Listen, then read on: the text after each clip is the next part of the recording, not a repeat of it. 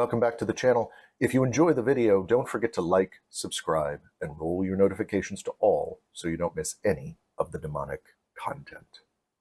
Today, we'll be looking at a powerful idea that flows through the new Apostolic Reformation and some other charismatic Christian circles: spiritual mapping.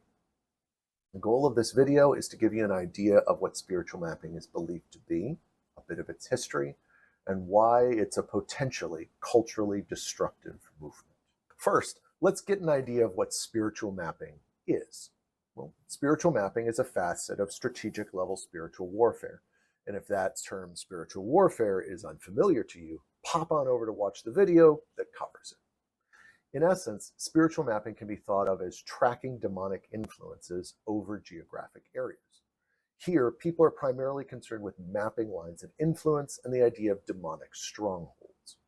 Think of a demonic stronghold as a place that demons can kind of hunker down and shoot temptations and stray thoughts at people with greater accuracy and protection.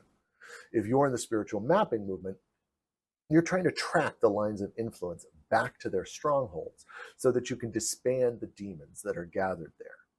Oftentimes, these demons will also have a general that's overseeing their portion of the warfare, a named demon that has to be brought to heel.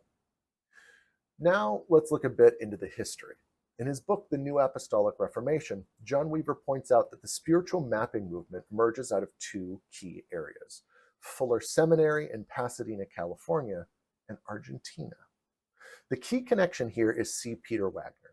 Wagner, one of the most significant thinkers in the New Apostolic Reformation, and in fact the figure actually credited with naming the movement, was professor of church growth at Fuller School of World Missions. He was particularly involved in many of the missions that traveled to Argentina, which he claimed in warfare prayer was, quote, the principal laboratory for testing theories of strategic level spiritual warfare.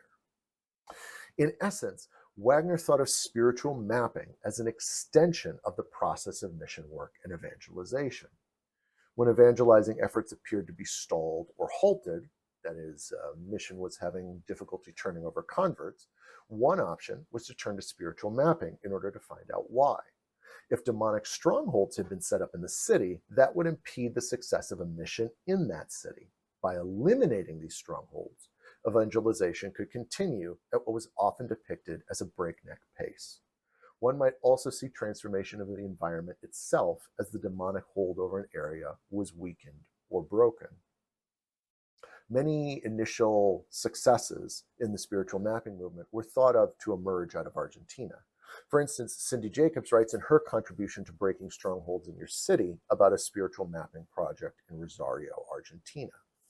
She related that before she came to the city in the summer of '92, devastating floods had impacted the province in which the city of Rosario was located. Quote, could the city be under spiritual attack because of the sins of the people? End quote, Jacobs muses. The second day of her trip, Jacob hears a narrative about the city's founding, which involves a statue of the Virgin of Rosario, presumably the Virgin of the Rosary, or a particular artistic rendering of the Virgin Mary in Roman Catholicism. In a short time period, the statue falls 4 times from a wagon that is carrying it, which the priests accompanying the statue take to mean that the Virgin desires to have her city established on this spot. This deepens her initial idea of the area laboring under a spiritual presence.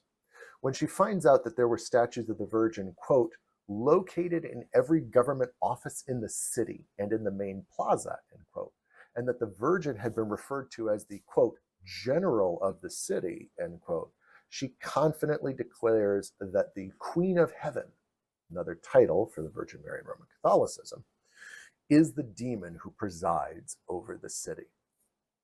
Jacobs convinces the church leaders to repent and, quote, take back the city from the Queen of Heaven and place the government of the city upon the shoulders of King Jesus, end quote.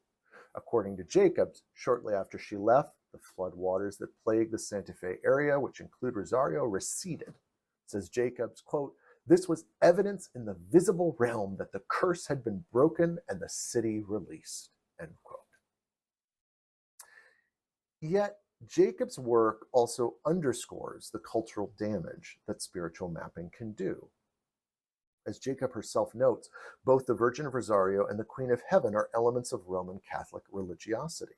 While Jacobs does not suggest that the Virgin Mary should stop being venerated, she does transform these two specifically Roman Catholic iterations of the Virgin, and thereby a substantial element of the cultural heritage of Rosario, into demonic entities. That is, the views of a competing religious organization become the works of demons. George Otis Jr. articulates the same idea in his The Last of the Giants, when he writes in his chapter on spiritual mapping, quote, "We must learn to see the world the way it really is, not as it appears to be. Spiritual mapping involves superimposing our understanding of forces and events in the spiritual domain into places and circumstances in the material world. The result is often a set of borders, capitals, and battlefronts that differ notably from those we have come to associate with the political status quo. On this new map of the world, the three spiritual superpowers we have examined, Hinduism, materialism, and Islam, are not entities in themselves. They are rather the means by which an extensive hierarchy of powerful demonic authorities controls billions of people." End quote. While these demonizations of cultures are harmful in their own right, this harm can also escalate to the destruction of cultural artifacts as well. For example, Wagner relates a cleansing of his living room by destroying or disposing of items of the Quechua culture in Bolivia that he had brought home from a mission trip. More seriously, in an article entitled, "Will Arson Attack Cause Holy War Between Born-Agains and Natives?" Marionette Pember reports on 6 suspicious fires that destroyed several traditional ceremonial structures and damaged others in a Lake Superior Ojibwe reservation in northern Wisconsin. Quote, "Christopher Grover, an LCO tribal member, was reportedly arrested not long after as a person of interest in the cases. Grover, 38, has ties to local evangelicals who embrace elements of a growing ideological movement that has been known to equate traditional native spirituality with a dangerous form of idolatry, even witchcraft. This ideology is rooted in the teachings of the New Apostolic Reformation movement, NAR." End quote. Later, she writes, quote, "People with links to the NAR have reportedly conducted ceremonies and prayer meetings that feature the ritual destruction of native artifacts, symbolizing traditional religion. Bruce Wilson of Talk to Action, a website dedicated to challenging the claims of the religious right, published what he says is an archived report by International Coalition of Apostles member Tom Schluter, in which he describes a ceremony in Olney, Texas in 2007, during which apostles, including Jay Swallow, Cheyenne Sioux, smashed, quote, "Native American matrimonial vases," end quote, representing the demon powers of Baal and Leviathan. Let's take another look at how the negative effects of spiritual mapping can be hidden within a supposed success story.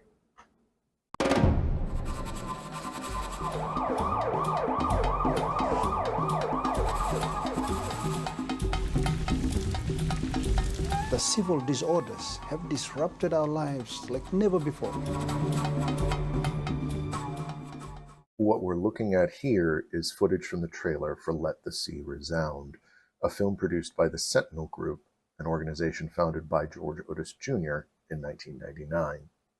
The film purports to be a documentary that, quote, "covers the astonishing revival that is currently sweeping through the nation of Fiji.